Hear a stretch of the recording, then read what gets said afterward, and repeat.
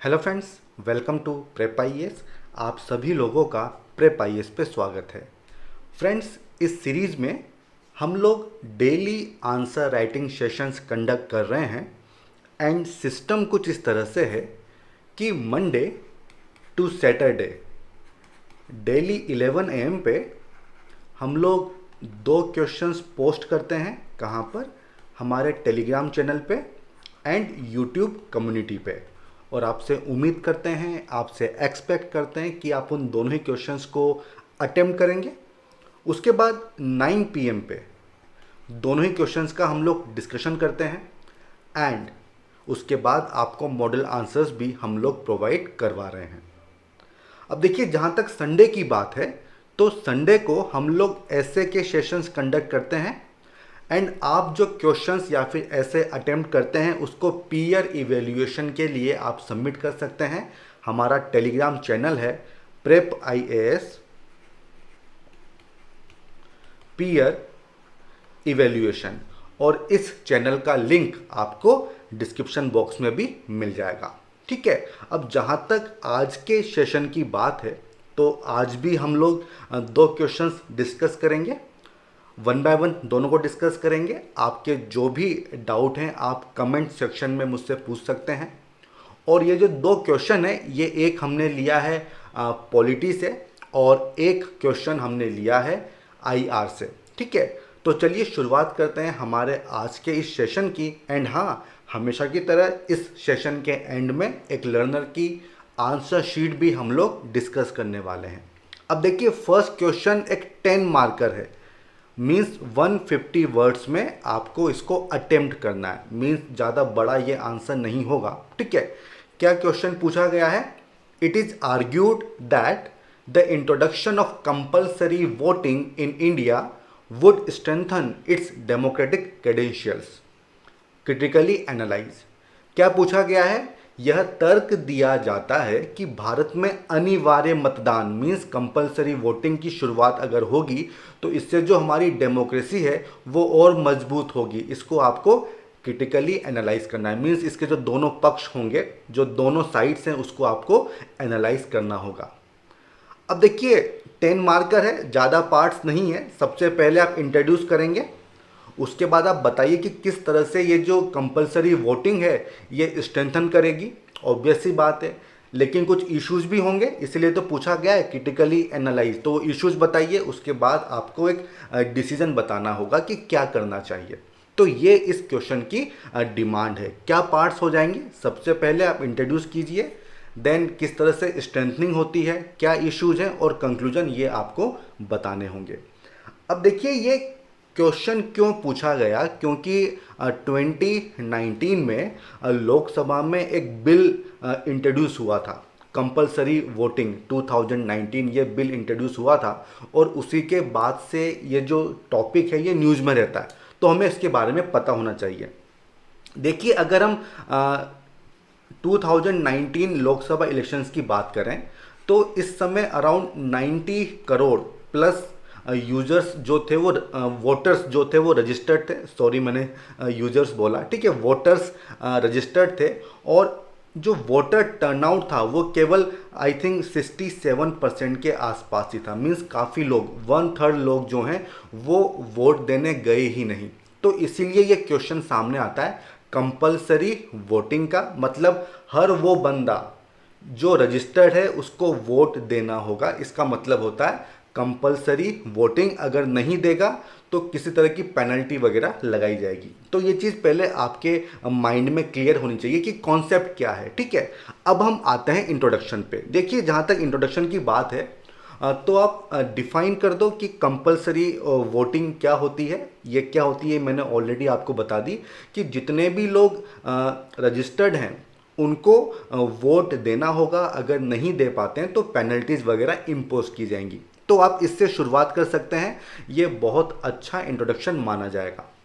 आप चाहें तो आर्टिकल 326 की बात कर सकते हैं कि जो हमारा कॉन्स्टिट्यूशन है उसमें क्या प्रोविज़न है। उसमें 18+ को राइट टू वोट दिया हुआ है, आप इसकी भी बात कर सकते हैं। और जो कॉन्टेक्स्ट है, जो मैंने आपको समझाया था कि अगर हम लोकसभा इलेक्शन की बात करें तो 1/3 लोगों ने वोट दिया ही नहीं था और इसीलिए ये टॉपिक न्यूज़ में था, आप इससे भी शुरुआत कर सकते हैं। ठीक है, तो 3 मैंने यहाँ पे आपको तरीके बताए जिससे आप इंट्रोड्यूस कर सकते हैं। ठीक है, अब बात आती है कि अगर इसको लागू किया जाता है या हम करना चाहते हैं तो इसके क्या फ़ायदे होंगे, क्या इसकी सिग्निफिकेंस होगी, किस तरह से स्ट्रेंथन किया जाएगा डेमोक्रेसी को, ये आपको पहले बताना होगा। ठीक है, तो देखिए अभी अगर आप मान के चलिए कि 67% वोटर टर्नआउट है, तो अगर ये 100% हो जाएगा, मीन्स जितने भी रजिस्टर्ड वोटर्स हैं वो अपना वोट दे रहे हैं, तो इससे क्या होगा, जो हमारी डेमोक्रेसी है वो स्ट्रेंथन होगी। ऑब्वियस सी बात है, मीन्स ज़्यादा लोगों को भरोसा है हमारी पॉलिटिक्स के ऊपर, जो हमारी डेमोक्रेसी है उसके ऊपर। तो एक चीज़ तो ये हो गई। दूसरी बात, जब सब लोग वोट देंगे इसका मतलब जो हमारी डेमोक्रेसी वो इंक्लूसिव होगी, जो वीकर सेक्शंस हैं, जो पुअर सेक्शंस हैं, वो सब भी शामिल होंगे। देखिए इशू क्या होता है कि बहुत सारे सेक्शन ऐसे हैं जो कि वोट नहीं दे पाते हैं। अगर कोई डिसेबल है तो उसके लिए अच्छे से फैसिलिटीज़ नहीं दी गई हैं, जो जहाँ पे आपको वोट डालना है। मान लो कोई डेली वेज अर्नर है तो उसके पास इशू ये है कि अगर वो वोटिंग करने जाएगा तो उसकी सैलरी कट हो जाएगी। ठीक है, तो इस तरह से काफ़ी लोगों के साथ इश्यूज होते हैं। तो अगर इसको कंपलसरी बना दिया जाएगा तो जो हमारी डेमोक्रेसी है वो और अच्छे से इंक्लूसिव हो जाएगी। देन देखिए, अगर सब लोग पार्टिसिपेट करेंगे इलेक्शंस में, इसका मतलब सभी लोग जो उनके रिप्रेजेंटेटिव हैं उनको उनसे क्वेश्चंस कर सकते हैं। इसका मतलब जो अकाउंटेबिलिटी है वो काफ़ी बढ़ जाएगी। तो ये भी एक अच्छा पॉइंट है। देन अगर सब लोग पॉलिटिक्स में पार्टिसिपेट करेंगे, वोट देने जाएंगे, तो उनको पता होगा कि क्या चल रहा है पॉलिटिक्स में, क्या चीज़ सही है, क्या चीज़ सही नहीं है। तो जो उनकी पॉलिटिकल एजुकेशन है वो भी काफ़ी इम्प्रूव हो जाएगी। ठीक है, लोग ज़्यादा अटेंशन देंगे कि क्या इश्यूज़ हैं, कौन सी पार्टी अच्छे से काम कर रही है, कौन सी पार्टी अच्छे से काम नहीं कर रही है। क्योंकि काफ़ी बार क्या होता है कि जो पॉलिटिकल पार्टीज़ होती हैं वो लोगों को बेवकूफ़ बनाती हैं और लोग बन भी जाते हैं। तो अगर लोग पार्टिसिपेट करेंगे, उनको पता होगा कि क्या चीज़ सही है, क्या चीज़ सही नहीं है, तो ये इशू काफ़ी हद तक रिजॉल्व हो जाएंगे। ठीक है, अब देखो ये तो हो गया एक साइड की बात हो गई कि अगर आप इंट्रोड्यूस करते हैं तो इससे क्या फ़ायदे होंगे। लेकिन देखिए इसके काफ़ी नुकसान भी हैं, वो भी आपको बताने होंगे, और वो चीज़ ज़्यादा इंपॉर्टेंट है। देखिए वो क्या है ये आपको बताने होंगे। देखिए सबसे पहली बात तो आप किस तरह से पेनल्टीज़ को इंश्योर करेंगे। अगर पेनल्टीज़ काफ़ी हार्श होंगी तो क्या होगा कि लोग रजिस्टर ही नहीं करवाएंगे, और अगर पेनल्टीज़ काफ़ी लीनियंट होंगी तो फिर तो ये पूरा मैकेनिज्म इनइफेक्टिव रहेगा। तो किस तरह से इफेक्टिव सैंक्शंस होंगे ये एक डिफ़िकल्टी रहेगी इसमें। ठीक है, आप किस तरह से इंश्योर करोगे। दूसरी बात देखिए, अगर पेनल्टीज़ लगती हैं तो जो इलेक्शन कमीशन है उसके ऊपर भी काफ़ी कॉस्ट बढ़ेगी, फाइनेंशियल एडमिनिस्ट्रेटिव कॉस्ट बढ़ेगी, लिटिगेशंस वगैरह भी होंगे। तो जो हमारी जुडिशरी जो ऑलरेडी काफ़ी उसके ऊपर पेंडिंग केसेस हैं उसके ऊपर और केसेस आ जाएंगे। ठीक है, देन सबसे इंपॉर्टेंट क्या है, आर्टिकल 19(1) फ्रीडम ऑफ एक्सप्रेशन। तो देखिए वोट देना न देना ये इंडिविजुअल की चॉइस पर डिपेंड करता है।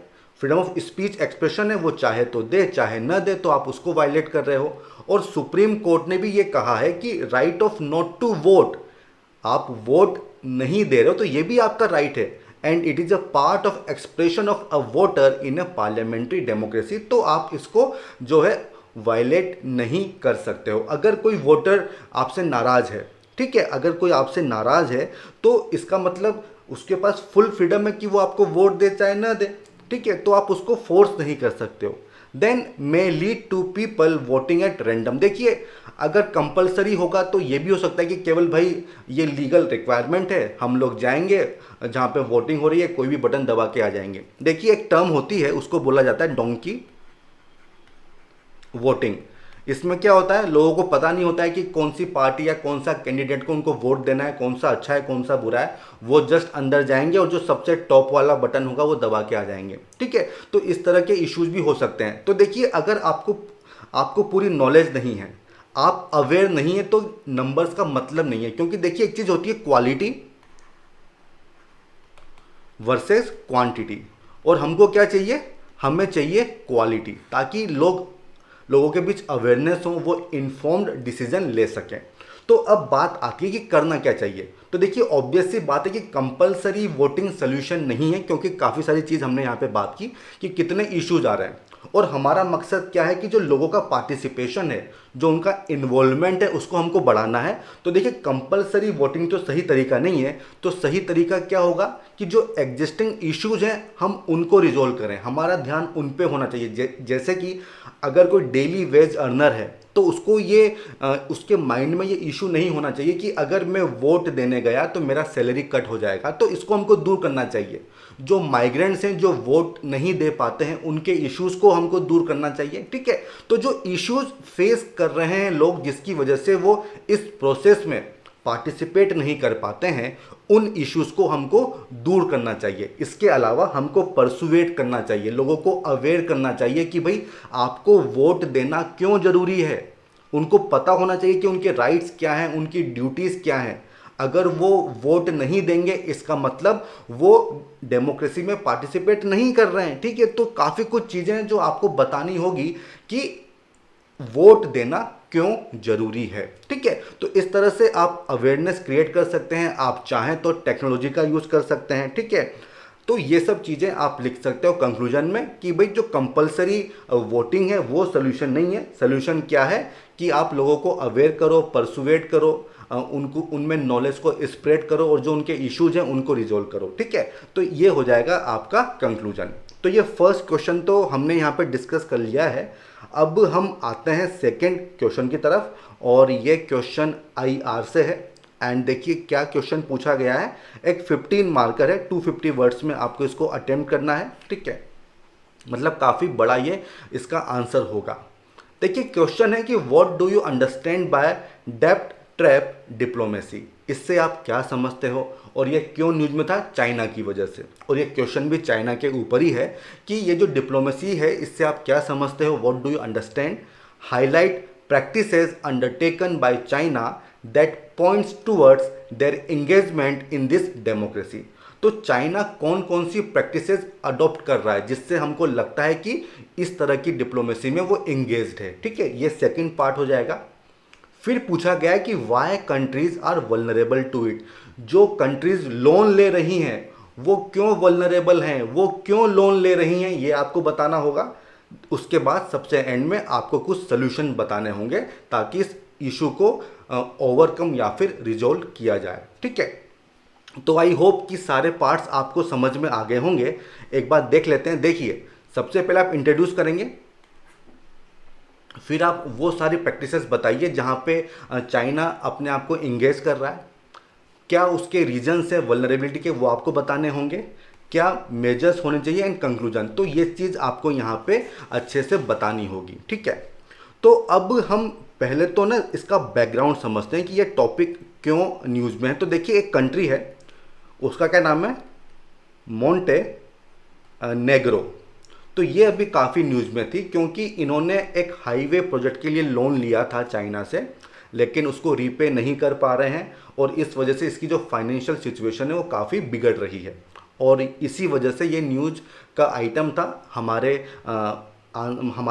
एग्जाम में ये पूछा जा सकता है। ठीक है, तो ये चीज़ एक तो आपको पता होनी चाहिए। अब देखिए इसके बाद हम आते हैं कि डिफरेंट पार्ट्स क्या हैं। सबसे पहले आता है इंट्रोडक्शन। देखिए इंट्रोडक्शन में आप इस टर्म को डिफाइन कर दो कि ये होती क्या है। डेब्ट ट्रैप डिप्लोमेसी, इसका मतलब क्या होता है। देखिए कौन कौन से कीवर्ड्स हैं, डेब्ट ट्रैप डिप्लोमेसी। अब देखिए डेब्ट मतलब क्या होता है, लोन। ठीक है, आपने लोन ले रखा है, उसमें आप ट्रैप हो गए हो, उसको आप रीपे नहीं कर पा रहे हो और उसकी वजह से डिप्लोमेसी। अब देखिए इसको समझना बहुत जरूरी है। देखिए इसमें होता क्या है कि एक कंट्री होती है ए, वो किसी बी कंट्री को लोन देगी, या तो इसकी कंडीशंस आसान कंडीशन होंगी। ठीक है, या फिर जो बी कंट्री है उसको फाइनेंस की ज़रूरत है, तो जो ए कंट्री है वो बी को लोन दे रही है किसी प्रोजेक्ट के लिए। लेकिन वो जो प्रोजेक्ट है या तो वो वायबल नहीं है, इस वजह से वो जो कंट्री बी है वो इस लोन को रीपे नहीं कर पा रही है, रीपे नहीं कर पा रही है। तो अब क्या होता है, ये जो कंट्री ए है ये क्या करती है, काफ़ी सारे कंसेशन लेती है, जैसे कि उसके जो स्ट्रेटजिक असेट्स होंगे या फैसिलिटीज़ होंगी जैसे कि पोर्ट्स हो गए, उन पे अपना कंट्रोल कर लेती है। ठीक है, तो इससे इसको कहा जाता है डेब्ट ट्रैप डिप्लोमेसी। और इस तरह से वो जो कंट्री बी है उसकी जो फॉरेन पॉलिसी है उसको भी इन्फ्लुएंस कर सकती है। तो ये चीज़ आपके माइंड में क्लियर होना चाहिए कि ये जो डेब्ट ट्रैप डिप्लोमेसी होता है इसका मतलब क्या होता है। देखिए डेफिनेशन क्या है, this type of diplomacy refers to offering loans और project on terms that end up being too difficult for countries to repay, वो रीपे नहीं कर पाते हैं और उससे क्या होता है, compelling them to accept political और इकोनॉमिक कंसेशन। किस तरह से, ये मैंने ऑलरेडी आपको बता दिया है, ठीक है। अब देखिए यहाँ पे चाइना का रोल काफ़ी इंपॉर्टेंट है क्योंकि उसी के कंटेक्स्ट में हमको ये चीज़ समझनी होती है और उसी का काफ़ी नाम होता है। देखिए क्या होता है कि इट हैज़ बीन विटनेस्ड, ऐसा देखने को आ रहा है कि जो डेवलपिंग नेशंस हैं, स्पेशली जो लो इनकम और जो मिडिल इनकम ग्रुप वाले नेशंस हैं, वो चाइना से चीप लोन्स लेते हैं। किस लिए, किसी इंफ्रास्ट्रक्चर प्रोजेक्ट के लिए, ठीक है, लेकिन उसको रीपे नहीं कर पाते हैं और फिर बाद में कंसेशंस देने पड़ते हैं। तो ये तो एक पार्ट हो गया। देखिए इसमें होता क्या है, मैं आपको थोड़ा सा और अच्छे से मैं आपको बताता हूँ। वैसे ऑलरेडी मैंने आपको बता तो दिया है कि होता क्या है। देखिए सबसे पहले लोन दिया जाएगा, और किस कंट्री को लोन दिया जा रहा है, बेसिकली जो लो इनकम या फिर मिडिल इनकम कंट्रीज होती हैं उनको लोन दिया जाता है जो कि रीपे नहीं कर पाते हैं, और उसके बाद चाइना कंसेशन उनसे ले लेता है, ठीक है। तो इस तरह से ये पूरा प्रोसेस होता है। अब क्या पूछा गया है कि practices undertaken by China that point towards their engagement इन डेब्ट ट्रैप डिप्लोमेसी। तो किस तरह से चाइना इस पॉलिसी को यूज कर रहा है वो आपको बताना होगा कि कौन सी प्रैक्टिसेस हैं जो चाइना करता है।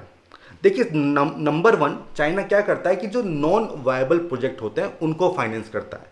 देखिए प्रोजेक्ट सही रहेगा कि नहीं रहेगा, इसके लिए रिस्क असेसमेंट होता है कि ये प्रोजेक्ट आगे जाके इकोनॉमिकली वायबल होगा कि नहीं होगा।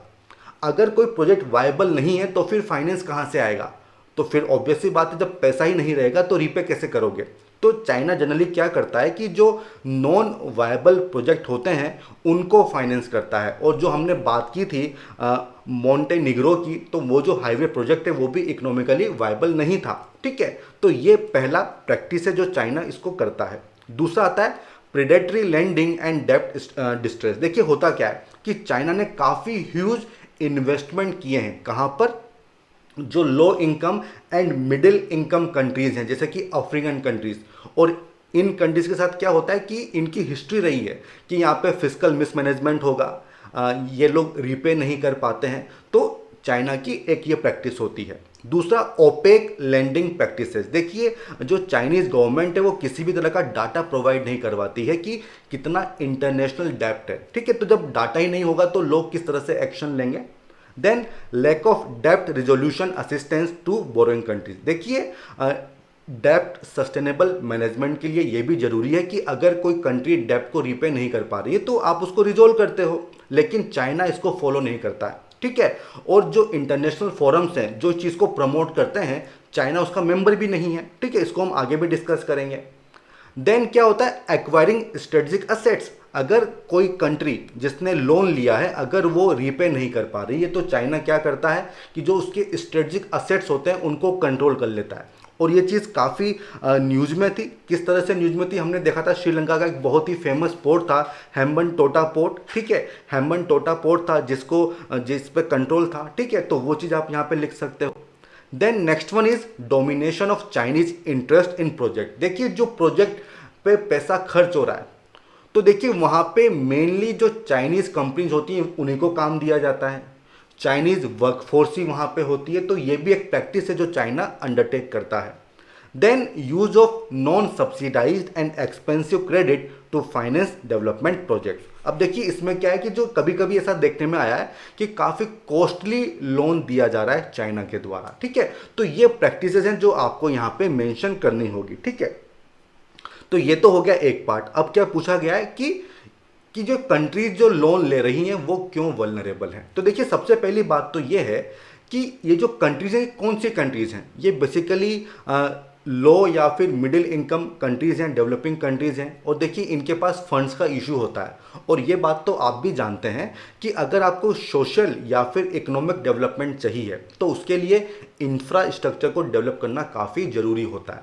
तो इसीलिए ये कंट्रीज़ भी चाहती हैं कि भाई हमारे यहाँ का जो इंफ्रास्ट्रक्चर है वो अच्छा हो, लेकिन फंड नहीं है। तो फंड नहीं होगा तो क्या होगा, चाइना उनको अट्रैक्ट करता है। सबसे पहली बात तो ये। अब दूसरी बात देखिए, फंडिंग के दूसरे सोर्सेज जैसे कि IMF हो गया, इनके साथ क्या इशू है कि ये काफ़ी सारी कंडीशंस रखते हैं, जैसे कि आपको गवर्नेंस में रिफॉर्म्स लाने होंगे, स्ट्रक्चरल रिफॉर्म्स लाने होंगे। तो वो चीज़ होती है कि कुछ कंट्रीज इसको प्रीफर नहीं करती है, तो इसलिए वल्नरेबल हैं, मजबूर होते हैं चाइना के पास लोन ले लेंगे। देन गवर्नेंस इश्यूज, किस तरह के गवर्नेंस इश्यूज, जैसे कि करप्शन हो गया। ये जो लो एंड मिडिल इनकम कंट्रीज होती हैं, यहाँ पे काफ़ी सारे गवर्नेंस इश्यूज देखने को मिलते हैं, जैसे कि करप्शन का इशू होगा, फिस्कल मिसमैनेजमेंट का इशू होगा, रीपेमेंट नहीं कर पा रहे हैं, ठीक है। तो इस तरह के इश्यूज होते हैं, तो ये भी कंट्रीब्यूट करता है इनकी वल्नरेबिलिटी में। तो ये हो जाएगा सेकंड पार्ट। अब बात आती है कि सलूशन क्या होना चाहिए। तो देखिए सबसे पहली बात तो ये है कि जिस भी प्रोजेक्ट के लिए आप लोन ले रहे हो, तो सबसे पहले ये तो पता करो कि वो प्रोजेक्ट वायबल होगा कि नहीं होगा। तो उसका आपको रिस्क असेसमेंट करना होगा कि whether this project is economically viable और नॉट। अगर नहीं है तो उसको अंडरटेक मत करो, और अगर है तब आप लोन ले सकते हो, सबसे पहली बात।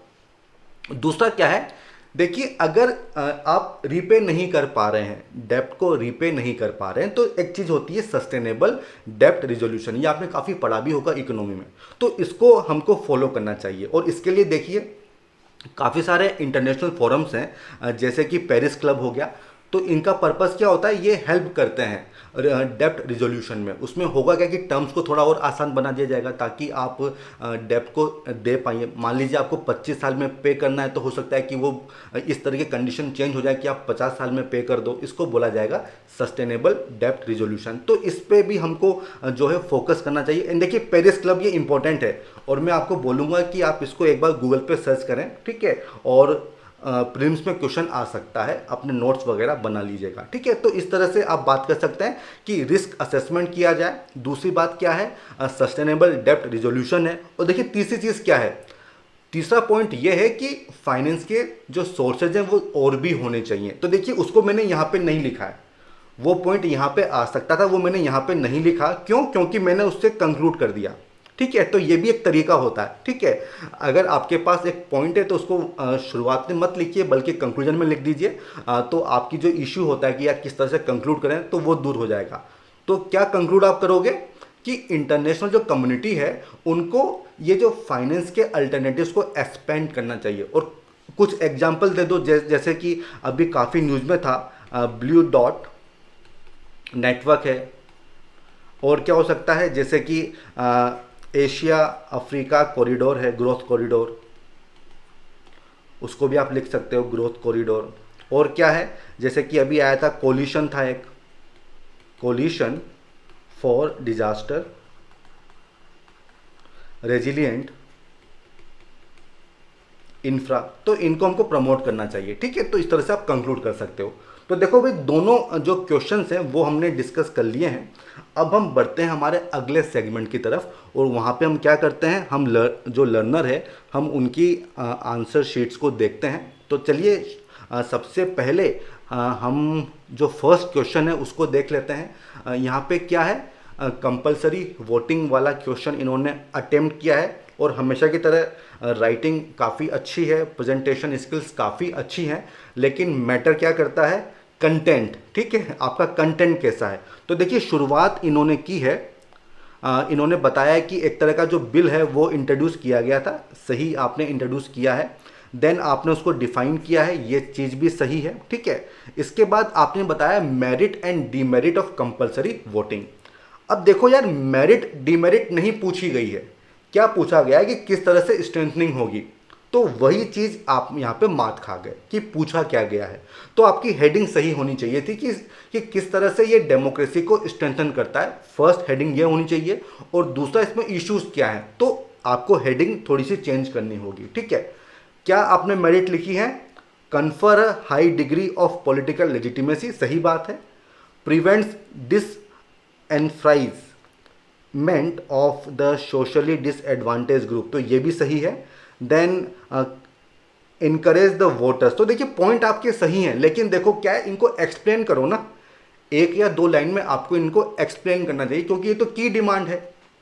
देन आपने डीमेरिट बताई हैं कि civil right versus civil duty, फिर दूसरा आपने बताया कि लिबर्टी। तो देखो आपने काफ़ी डायमेंशंस तो मिस कर दी हैं नेगेटिव में, क्योंकि नेगेटिव डायमेंशन काफ़ी सारी हैं, हमने डिस्कस किया था, है ना, तो वो भी आपको यहाँ पे लिखना होगा। तो एक तो डायमेंशंस आपने कम यहाँ पे की हैं, और दूसरी बात क्या है, इनको आपको एक्सप्लेन करना चाहिए था जो आपने यहाँ पे किया है। तो देखिए आप यहाँ पे लिख रहे हो हाउ इट स्ट्रेंथन डेमोक्रेसी। अब इसका मतलब क्या हुआ, इसका मतलब ये हुआ कि आपने यहाँ पे जो लिखा था इसका कोई मतलब नहीं है, इसको आप यहाँ पे काट दो, क्योंकि आप इसको फिर से रिपीट कर रहे हो। तो एक चीज़ को दो बार क्यों करना है, आई होप आप समझ पा रहे होंगे कि मैं क्या चीज़ कहना चाह रहा हूँ। मेरिट डीमेरिट नहीं पूछी गई है, क्या पूछा गया है कि किस तरह से स्ट्रेंथन होता है, और आपको उसकी नेगेटिव साइड बतानी होगी, ठीक है।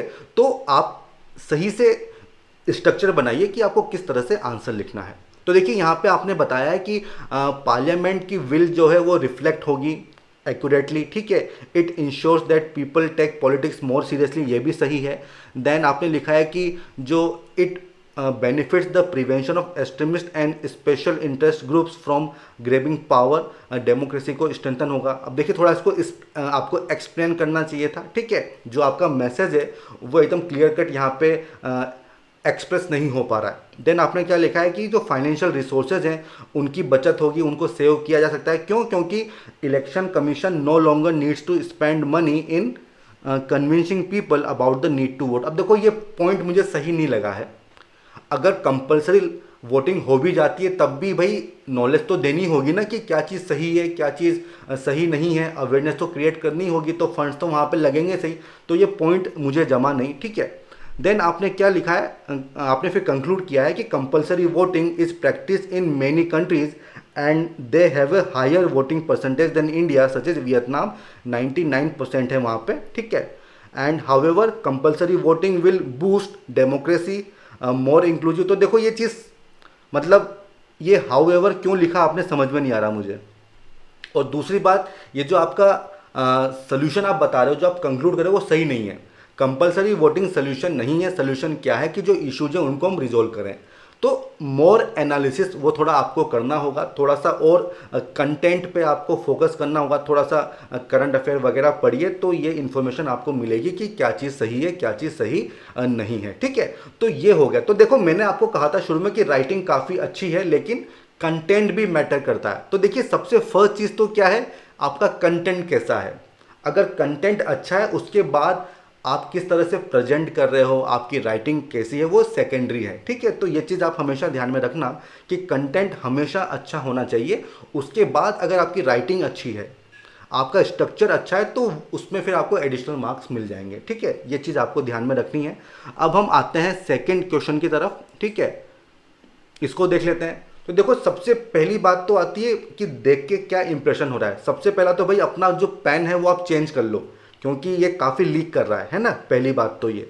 दूसरा, इस पूरे आंसर में काफ़ी सारी कटिंग है और मैंने जानबूझ के इसको हाईलाइट किया है ताकि आपको पता चले कि देखने पे कैसा लग रहा है। आप देखिए ये जो पूरा आंसर है इसमें कितने आपने कटिंग की है और मैंने इसको मार्क किया हुआ है। तो देखो ऐसा नहीं करना है, क्योंकि देख के लग रहा है कि यार काफ़ी गंदे से आपने आंसर लिखा है, ठीक है। तो देखो मैं आपको डिमोटिवेट नहीं कर रहा हूँ, मुझे भी काफ़ी एफर्ट लगा इसको सर्किल करने में, ठीक है। मेरा पर्पस क्या है कि आप ऐसा दोबारा ना करें, ठीक है। तो पेन चेंज करो और कटिंग को अवॉइड करो, ठीक है। आपने यहाँ पे लिखा है कि जो डेब्ट ट्रैप डिप्लोमेसी है उसको डिफाइन किया है, in which one country gets large amount of डेब्ट ऑन अदर कंट्री।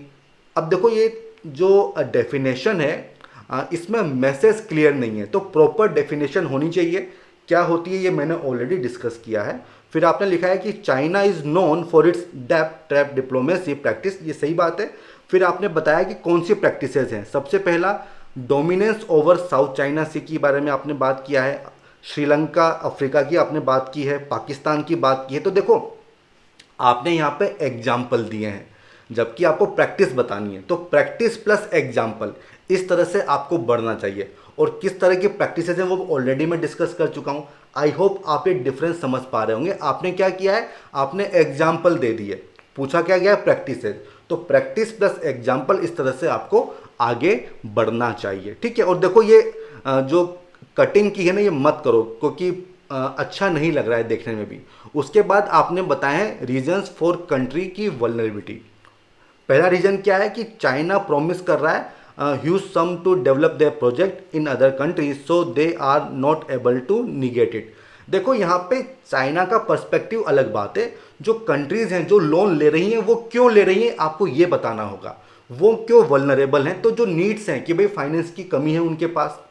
दूसरी बात, जो एडिशनल जो अल्टरनेटिव्स हैं वहाँ पे काफ़ी सारी कंडीशंस लगाई जाती हैं, तो इसलिए उनके पास ऑप्शन नहीं है, तो वो चीज़ आपको यहाँ पे लिखनी चाहिए। देन आपने क्या लिखा है कि जो डेवलपिंग कंट्रीज़ हैं वो वल्नरेबल हैं, क्यों, क्योंकि उनके पास लो कैपिटल पावर। तो ये पॉइंट सही पॉइंट है। फिर आपने लिखा है चाइना के बारे में कि करेंसी मैनिपुलेटर है, ठीक है, मार्केट है, economy as well as politics, so it is very hard to not to. तो देखो मैसेज वही है कि आपको चाइना का पर्सपेक्टिव नहीं बल्कि जो कंट्रीज हैं उनका पर्सपेक्टिव आपको बताना होगा, ठीक है। फिर आपने बताया मेजर्स, तो मेजर्स आपने बताया है कि स्ट्रिक्ट ट्रेड पॉलिसी होनी चाहिए, नेशनल सिक्योरिटी पर ज़्यादा फोकस होना चाहिए, जो डेवलपिंग कंट्रीज़ हैं वहाँ ट्रांसफॉर्मिंग मशीन्स, मॉडर्न टेक्नोलॉजी वगैरह होनी चाहिए। तो देखो ये सब जनरल पॉइंट्स हैं।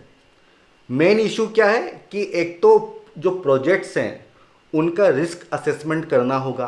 दूसरा इशू क्या है, दूसरा सोल्यूशन क्या है कि डेब्ट का रिजोल्यूशन होना चाहिए। और तीसरा क्या है, फाइनेंस की अवेलेबिलिटी। तो वो चीज़ आपने मिस की है, आपने क्या है जो पेरीफेरियल पॉइंट्स हैं वही बता दिए, लेकिन जो मुद्दे वाली बातें हैं, जो रिलेवेंट पॉइंट्स हैं वो आपने मेंशन नहीं किए हैं। एंड देखिए आपने कंक्लूड भी नहीं किया है, तो ऐसा नहीं करना है। Introduction and conclusion her answer में आपको लिखना है, उसको अवॉइड मत करिए। एक स्टैंडर्ड स्ट्रक्चर है, उसको आपको फॉलो करना होगा। तो देखिए काफ़ी सारे इश्यूज हैं, लेकिन इसका ये बिल्कुल मतलब नहीं है कि आप आंसर प्रैक्टिस छोड़ दें।